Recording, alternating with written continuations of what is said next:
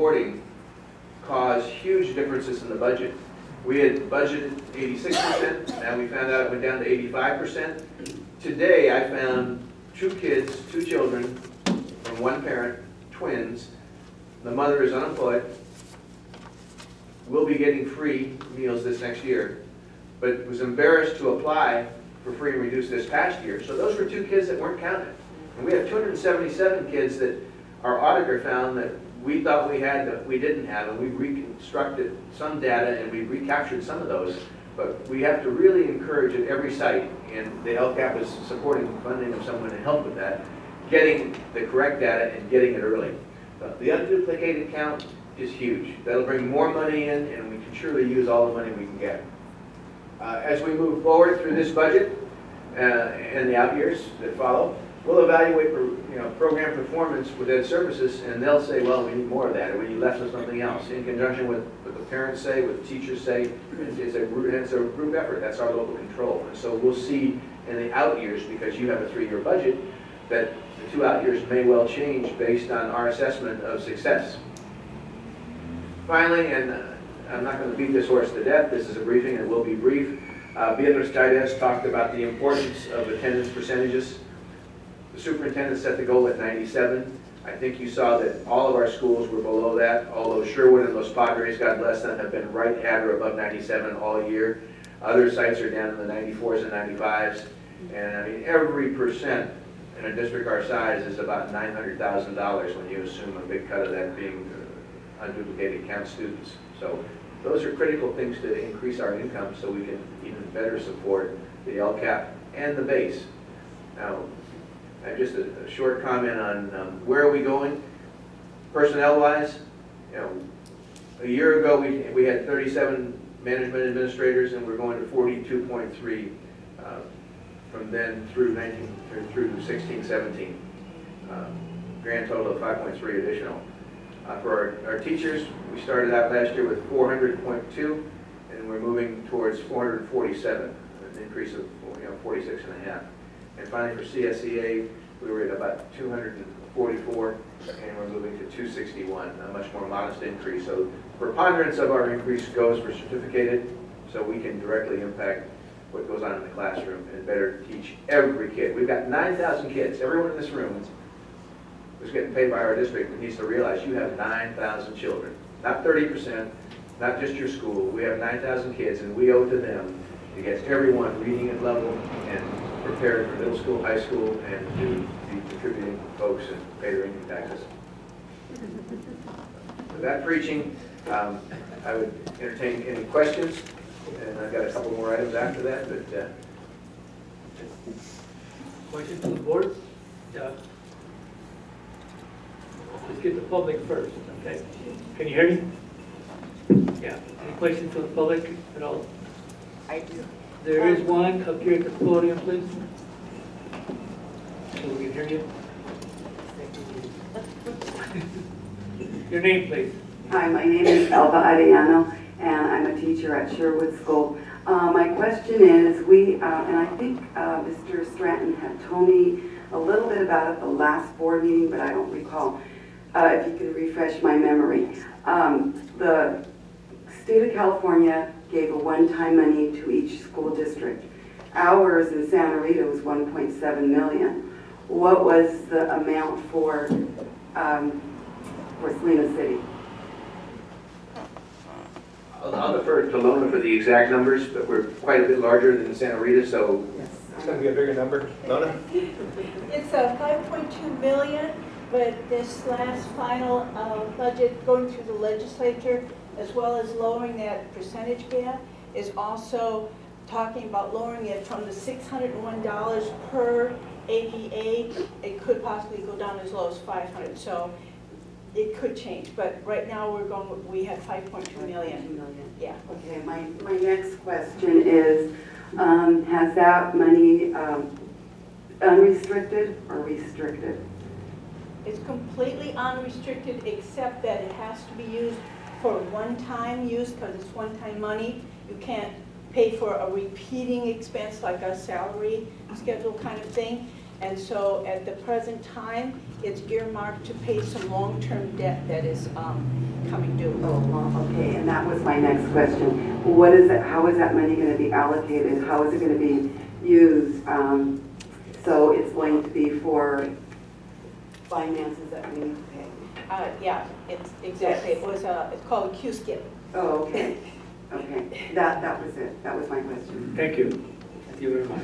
Elaborate on that debt. We have an $11 million bond, Q-skip, that we borrowed on, and we've got to repay the base of it.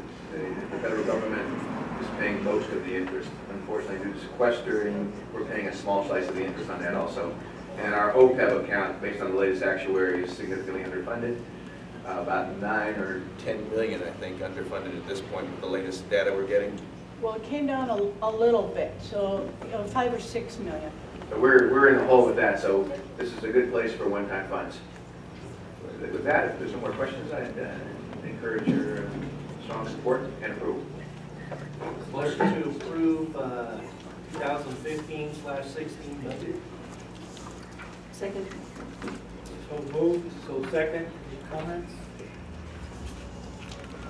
Questions? You'll see the changes on the 10th, right? Yes. Okay. All those in favor? Aye. Any against? Say none. 5-0 again. Thank you very much. We must move on. This would be the EPA expenditure. Thank you. I'll continue with that if I may, Mr. President. Yes.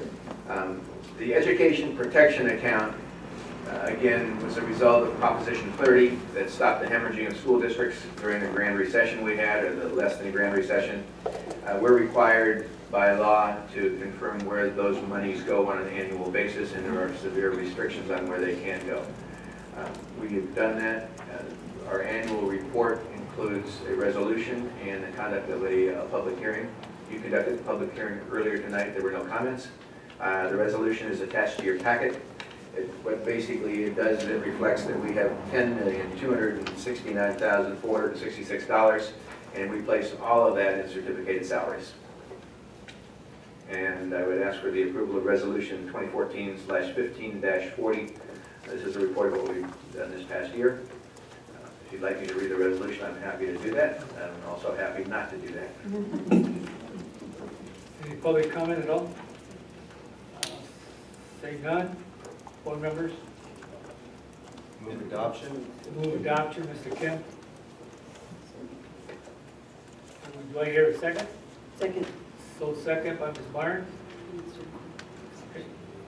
Need to read the resolution. Read it. Where else? Do you need to? The recommendation is. What's the recommendation? Recommendation. Expenditure. There's a All right, motion. want me to read it? Here we go. Resolution regarding the education protection account, Resolution 2014-15-40. Whereas the voters approved Proposition 30 on November 6, 2012. Whereas Proposition 30 added Article 13, Section 36 to the California Constitution effective November 7, 2012. Whereas the provisions of Article 13, Section 36E create in the state general fund an education protection account to receive and disperse the revenues derived from the incremental increases in taxes imposed by Article 13, Section 36F. Whereas before June 30th of each year, the Director of Finance shall estimate the total amount of additional revenues less refunds that will be derived from the incremental increases in tax rates paid pursuant to Article 13, Section 36F that will be available for transfer into the education protection account during the next fiscal year. Whereas if the sum determined by the state controller is positive, the state controller shall transfer the amount calculated into the education protection account within 10 days preceding the end of the fiscal year. Whereas all monies in the education protection account are hereby continuously appropriated for the support of school districts, county offices of education, charter schools, and community college districts. Whereas monies deposited in the education protection account shall not be used to pay any costs incurred by the legislature, the governor, or any agency of state government. Whereas a community college district, county office of education, school district, or charter school shall have the sole authority to determine how the monies received from the education protection account are spent in the school or schools within its jurisdiction. Whereas the governing board of the district shall make the spending determinations with respect to monies received from the education protection account in open session of a public meeting of the governing board. Whereas the monies received from the education protection account shall not be used for salaries or benefits for administrators or any other administrative cost. Whereas each community college district, county office of education, school district, and charter school shall annually publish on its internet site an accounting of how much money was received from the education protection account and how that money was spent. Whereas the annual independent financial and compliance audit required of community college districts, county offices of education, school districts, and charter schools shall ascertain and verify whether the funds provided from the education protection account have been properly dispersed and expended as required by Article 13, Section 36 of the California Constitution. Whereas expenses incurred by community college districts, county offices of education, county school districts, and charter schools to comply with additional audit requirements of Article 13, Section 36 may be paid with funding from the education protection account and shall not be considered administrative costs for purposes of Article 13, Section 36. Now therefore, it is hereby resolved, number one, monies received from the education protection account shall be spent as required by Article 13, Section 36, and the spending determinations on how the money will be spent shall be made in open session of a public meeting of the governing board of June 22, 2015. Number two, in compliance with Article 13, Section 36E, with the California Constitution, the governing board of the Salinas City Elementary School District has determined to spend the monies received from the education protection account as attached. And the attachment is the education protection account program of resource report, expenditures by function detail, and again, under revenue limit sources of $10,269,466. Expenditure is cited for instruction, function 1000 through 1999 in the equal amount. We're in full compliance. We have been. We've passed audits in the past, and we continue to shine in that area. I would add one more thing, if I may, before you call for the vote, and it is a roll call vote. Remember that this money is going to go away. We're going to end the 0.25% sales tax. 2 years later, we're going to end the tax on high income earners. And so the extra $4.5 million that you see coming, that has come from that and gone up to 10 is going to dwindle down to nothing. The governor has repeatedly stated his opposition to extending that. The legislature has repeatedly stated its opposition to the governor. So I would hope that we come to some consensus and get some continued monies, because the implementation of LCFF will not overcome the loss of Prop $30. Roll call? Roll call. Mr. Garcia? Yes. Mr. Hoffman? Yes. Mr. Kim? Aye. Mr. Larison? Aye. Ms. Barnes? Passable. 5-0. 5-0. Thank you very much. You're welcome. Well done. I've got one more. One more. Subject is the Monterey and San Benito County's Property Liability Joint Powers Authority Agreement and Bylaws Update. This is for action tonight. You have two attachments in your packet. One is the JPA bylaws, and the second is the JPA agreement. Basically, without boring you to death,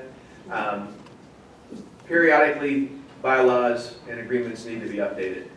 They haven't been updated in quite some time, so our JPA, and I'm an executive committee member of that JPA, we worked through methodically to get these updated where they appealed to and met the approval of the executive committee and of the board members of the general board of the P&L, the Property and Liability JPA.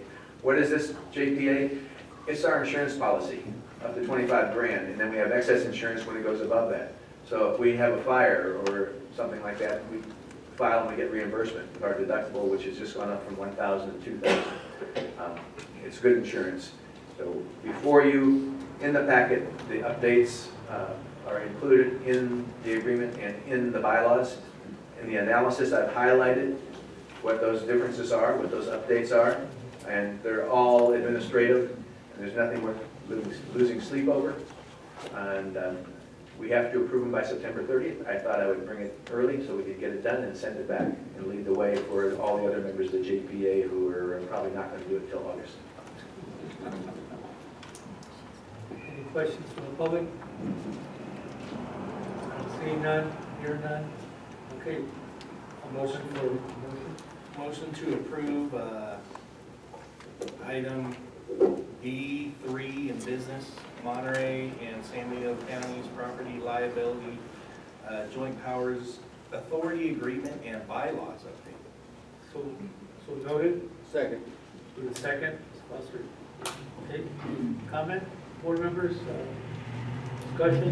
It's good to be early. Good, it's good to be early, okay? Hopefully, roll. No, all those in favor? Aye. Aye. Aye. Any nays? Seeing none. 5-0. Next item is, Resolution 2014-15-43, Coronda Elementary Pavement Rehab. Okay. Mr. Ryan will address the details of that. This is part of the renovation of Old Veranda as we move forward to reopening our dual immersion academy at Veranda Elementary. The floor, sir. Good evening, board president, members of the board, staff, and audience. I'm very pleased to be the last, or almost the last person on the agenda tonight. I'll make it really short. The public contracting code and the ed code allow for the board to grant the authority to award a contract and then ratify the contract if we bring a resolution of this manner. We are backed up against the wall. I just got a text message that said, "You're late" on this project. We've skinnied down the project as much as we can. We anticipate not spending more than $135,000. I just got revised plans today. There's lots of work to do out there on pavement. We can't do it all this year because we don't have the time or the money. So if you agree to this particular resolution, then we will do our utmost to get that job done on time and within budget. Do you need me to read it?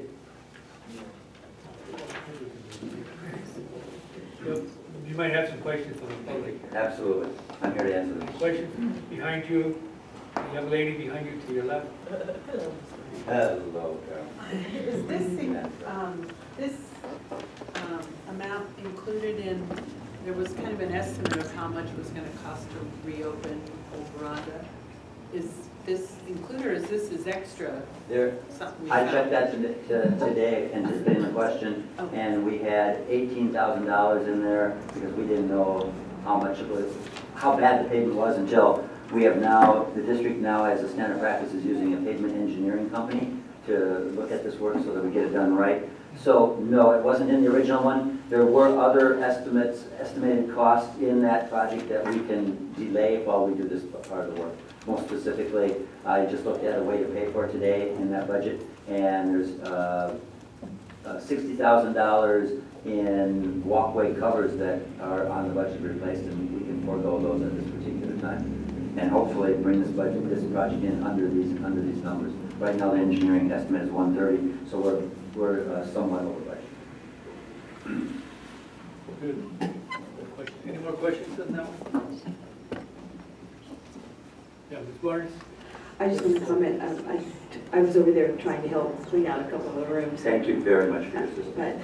But the reason I'm even speaking about it is the fact that there's a lot of work to be done there, and I want to thank all the people that are working really, really hard. I mean, the fact that we're cutting back on the pavement is a little bit disturbing. I know that we have to do that, but financially, but it really needs a lot of work to make it safe for the children and to make it aesthetically pleasing, because it's been empty for a long time. Not totally empty, but We're going to make the front parking lot look good for a very limited amount of money. So what we're going to do is we'll slurry seal it and restripe it so that it's fresh.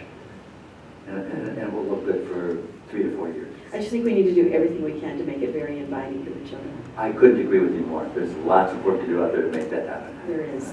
So thank you for all the hard work you do. I'd like to make a motion to, I know we have There's a motion, go ahead. Second. motion to approve the resolution for Broad Elementary payment rehabilitation. Lawrence made a motion, Second. second, Larson. Mr. Garcia, Present, yes. Mr. Hoffman, Yes. Mr. Kim, Aye. Mr. Larison, Absolutely. Ms. Barnes, Aye. 5-0 pass. Thank you. Thank you, sir, very much. Keep up the good work. Okay.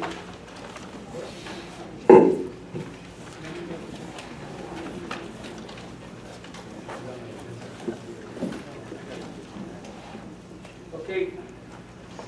We did that resolution. Okay, the next meeting that we're having, August 10, 6:30 will be open session. Okay?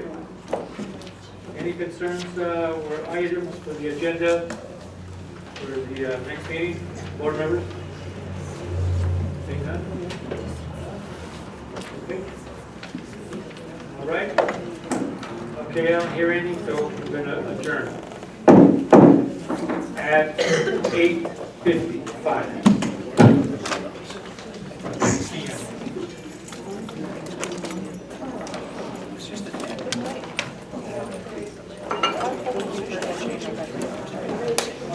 Thank you. That's all it was. We didn't know when to search out, no, that's okay. That's why I kept hearing from all about the secretaries and whatever else. When I didn't Appreciate it.